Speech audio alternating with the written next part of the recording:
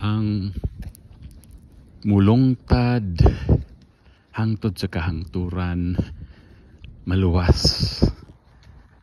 Matthew Kapitulo 24 versikulo 13. Unsa may giutan ni Jesus ni ining ang mulungtad hangtod sa kahangturan maluwas.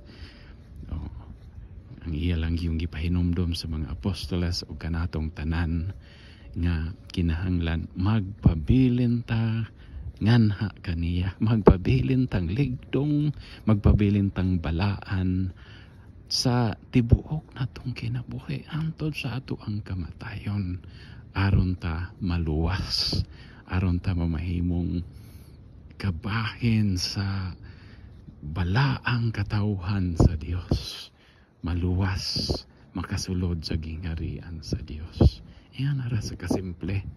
Dunay mga problemang moabot sa ato ang kinabuhi. Ang kalibutan magkagubot, dunay mga giyera, daghang mga kalamidad nga mahitabo, o ang sala maunay patigbabaw sa mga katawhan. Apan ingon si Jesus, ayaw ka mo kadlok. Ayaw ka mo kadlok, ayaw ka mo kabalaka, kay dili mo pasagdan sa Diyos nun niya mahan.